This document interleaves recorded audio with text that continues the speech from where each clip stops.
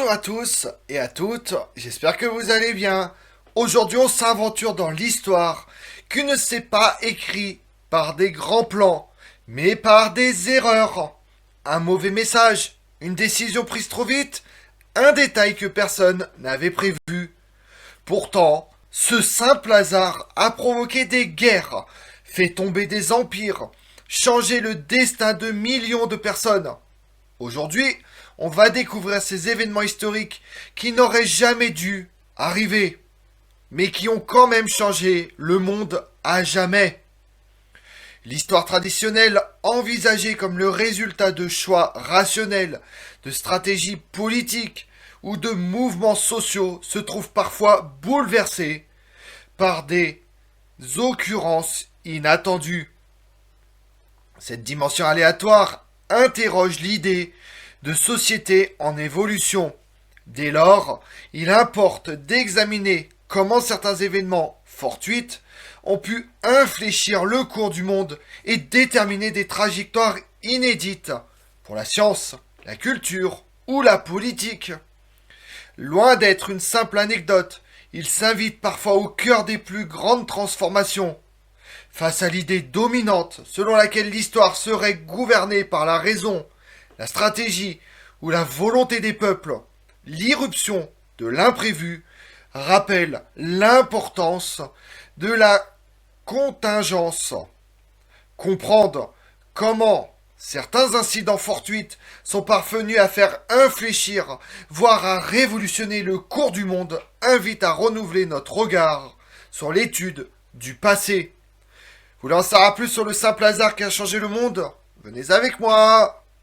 L'étude du hasard en histoire s'appuie sur plusieurs courants historiographiques. Les annales, portés par des penseurs tels que Marc Bloch ou Fernand Braudel, ont mis en avant la multiplicité des facteurs influençant les faits historiques, y compris les éléments imprévisibles.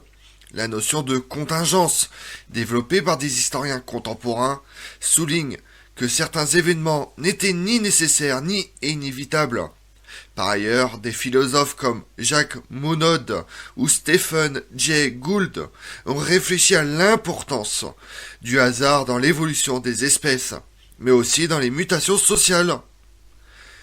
En croisant ces approches, il apparaît que le hasard n'est pas une simple anecdote, mais un vecteur de transformation majeure, c'est important de le préciser.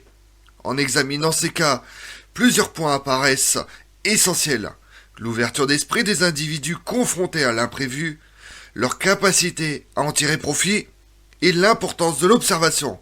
Le hasard agit comme un détonateur, mais la transformation du fortuit en événement historique suppose une réceptivité et une intelligence particulières. La légende veut que Sir Isaac Newton, assis sous un pommier, ait vu tomber une pomme, ce qui lui aurait inspiré la loi de la gravitation universelle. Qu'elle lui soit tombée sur la tête ou non n'a pas trop d'importance. Bien que l'anecdote soit débattue, elle symbolise l'importance des événements fortuits dans la formulation des grandes théories scientifiques. La rencontre entre observation quotidienne et réflexion abstraite, catalysée par un hasard trivial, a permis de révolutionner la physique et de jeter les bases de la mécanique moderne. La célèbre histoire de la pomme tombant sur la tête de Sir Isaac Newton symbolise ce que le hasard peut inspirer, la formulation de la loi de la gravitation universelle. Si la véracité de l'anecdote demeure incertaine, elle illustre la manière dont une simple observation du quotidien, apparemment triviale, peut conduire à l'élaboration de théories qui changent notre compréhension du monde physique. En 1928, Alexander Fleming, microbiologiste britannique, découvre la pénicilline de façon totalement accidentelle. Alors qu'il observe une boîte de pétri oubliée sur un rebord de fenêtre, il remarque un phénomène curieux. Un champignon, Penicillium notatum, il y a détruit les colonies de staphylocoques cultivées. Cette observation fortuite conduit à l'avènement de l'ère des antibiotiques, bouleversant la médecine moderne et la vie de millions de personnes. Sans cet événement imprévu, les progrès médicaux auraient été considérablement retardés et la lutte contre les infections bactériennes serait restée inefficace pendant encore des décennies. Ce hasard absolu devient l'étincelle de la révolution antibiotique. La pénicilline va sauver des millions de vies, inaugurer une nouvelle ère médicale. Sans cet oubli, la lutte contre les infections bactériennes aurait pu rester inefficace bien plus longtemps, jusqu'à ce que quelqu'un d'autre découvre la pénicilline. Le 29 mai 1453, la chute de Constantinople sous l'assaut ottoman marque la fin de l'Empire romain d'Orient ou Empire byzantin, mais cet événement constitue un tournant majeur, non seulement pour l'Empire byzantin finissant, mais aussi pour l'Europe occidentale. Mais ce bouleversement géopolitique n'est pas un hasard, vous allez me dire. Exactement, ce n'est pas cet événement militaire qui nous intéresse. Le bouleversement qui nous intéresse ici entraîne un phénomène secondaire tout aussi déterminant. L'exil massif des lettrés byzantins vers l'Italie. Ces intellectuels, porteurs de manuscrits grecs et de savoirs antiques, contribuent à la Renaissance européenne. Ce transfert de connaissances provoqué par le hasard des déplacements forcés accélère la diffusion des sciences, des arts en Occident. Grâce à cet afflux de savoirs antiques, la Renaissance européenne s'accélère, provoquant un essor inédit des sciences, des arts et de la philosophie dans tout l'Occident. En 1945, Percy Spencer, ingénieur américain, travaille sur des radars lorsqu'il constate qu'une barre chocolatée fond dans sa poche près d'un magnétron en fonctionnement. Cette observation inattendue va donner naissance à une invention qui transformera les habitudes culinaires dans le monde entier et que tout le monde se sert encore de nos jours. Je parle bien sûr du four à micro-ondes. Ici encore, le hasard joue un rôle décisif dans l'émergence d'une technologie à fort impact social et économique.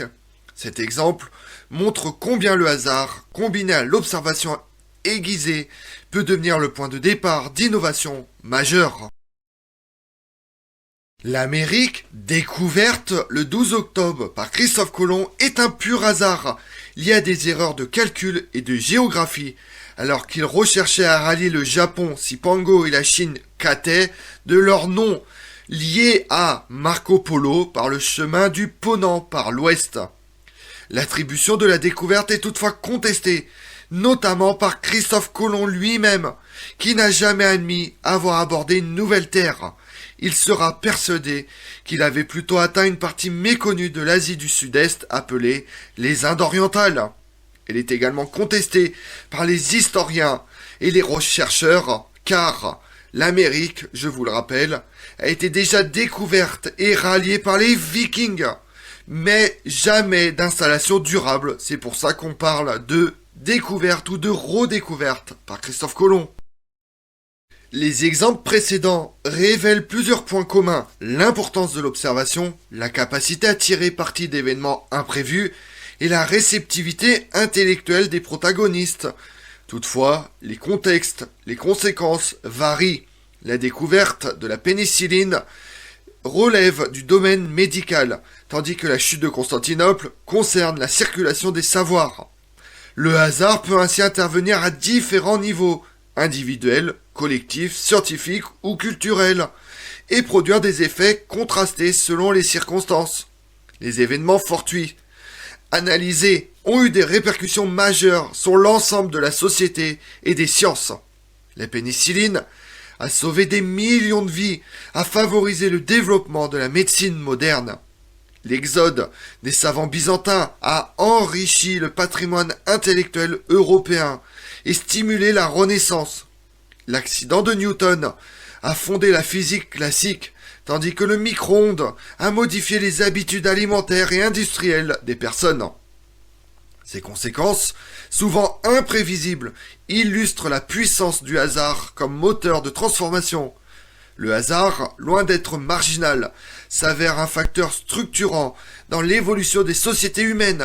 Il invite à relativiser les explications strictement déterministes et à reconnaître la part d'incertitude inhérente à tout processus historique. Les historiens, tout en cherchant à comprendre les causes profondes des événements, doivent intégrer la contingence et l'imprévu dans leurs analyses. Ce faisant, ils enrichissent la compréhension du passé et ouvrent de nouvelles perspectives sur la dynamique du changement.